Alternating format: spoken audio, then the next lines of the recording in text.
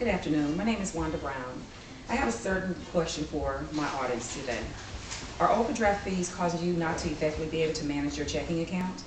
Well, the Federal Reserve, as of November 13, 2009, has a way of helping you do that. What's going to happen is that you have an option where you can either select yes, you want your account to stay as it is, or no, you do not want your account to stay as it is. If you choose the yes option, what currently happens is that your checking account does not have available funds in it. If you select yes, that you want your account to remain as it is, what's going to happen is those certain transactions are going to continue to be paid. Things that you do on a normal basis: purchase gas, go to the grocery store, visit friends and have dinner.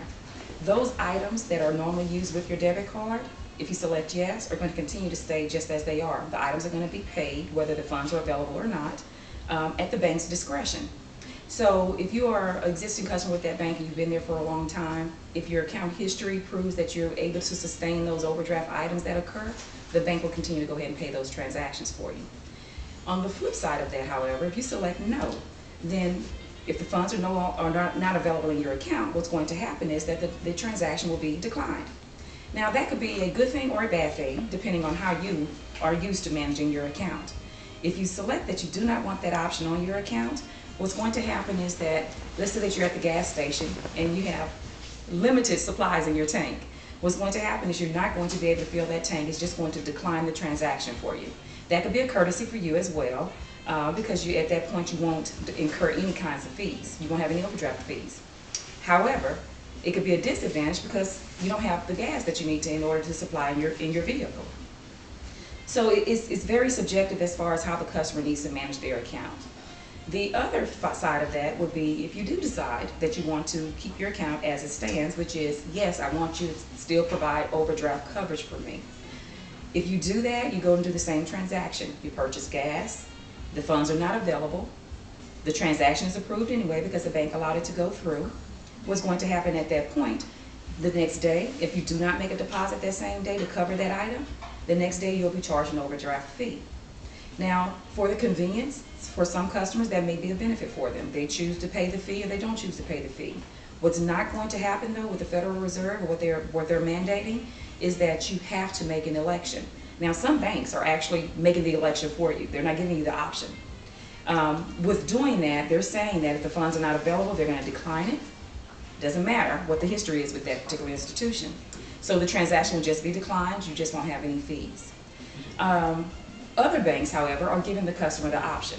They can select yes or they can select no, opting in or opting out. This can create a substantial savings for the customer if they choose to opt out. Opting out is just going to allow you to not have to pay the fees. However, again, it's a convenience situation. If you don't want the fees to incur on your account, you may or may not be able to continue with your transaction the way you've normally been able to. This can create a savings, however. You do have additional options that several banks are allowing, as well as for overdraft coverage. One of the options with one of the banks that I'm familiar with is that you are allowed to connect your checking account to either a savings account or a credit card. What's going to happen in that situation, if the funds are available in your savings, the funds will transfer from the savings to cover the items that are clearing on the checking account. You don't incur overdraft fees at this point. You just incur what's called an overdraft transfer fee, which is substantially lesser than what it would be if it was an overdraft fee. In addition, if you want that same coverage to be on your checking account, or I'm sorry, on your credit card, attached to your credit card, what's going to happen with the credit card is that the fees are going to be, the transaction is going to be approved. It's going to go to your credit card. You'll incur the same transfer fee. However, the bill, it will come into the repayment of that overdraft fee is going to be on your credit card, which typically is a 30-day turnaround if you're familiar with how a credit card operates. One of the best benefits that I think for this particular election is that the customer now has a choice. In the past, they have not had that choice. It was either the bank chose to pay it or they didn't pay it, and the customer either chose to pay the fees or not pay the fees. If they did not pay the fees, however, the account will be subject to being closed. If you select decline, that you do not want this overdraft coverage protection, which is of course completely your option, then the item will just be declined and you do not incur any additional fees. The benefits are substantial on both ends of the spectrum. You can select yes, you can select no. It is, of course, your choice based on what the Federal Reserve guideline states. Let me give you some of the positives as far as the convenience aspect of it. Having the overdraft coverage election allows you that it will be convenient for the customer. It provides a safety net in case of an emergency. It offers flexibility for you. You can use the debit card or have until and then you have until the end of the business day to make a deposit into the account. The last convenience for the customer is that it's available on every single checking account that you have with an institution. So that coverage could be on one checking account or it could be on several. It's based on the debit card usage, however. What does this do for other transactions that you may utilize? Let's say that you have an automatic draft that clears on your account. Let's say you have checking, that you use actual physical checks on your account. These items are not covered underneath this same protection with the Federal Reserve banks. If you have an ACH debit or a checking card, a check that you're going to be writing on that account, those items will continue to be processed exactly the same way they are now. The bank chooses to either pay them or not pay them.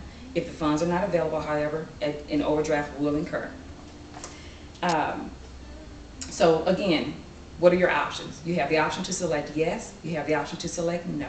If you select yes, then the debit card, your account as it currently stands, with your as it relates to your debit card, will be paid. The items will be paid. If you select no, the items will not be paid. If you select no, however, those items will not only be declined, but you will also not incur a fee.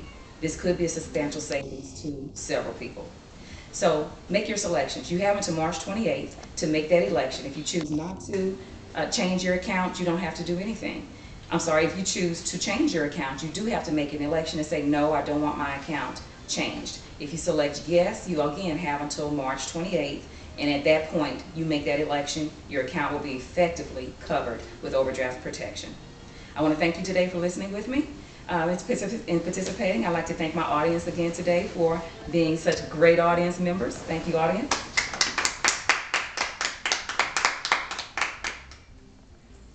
And again, make your overdraft elections by March 28th. It's a benefit for you.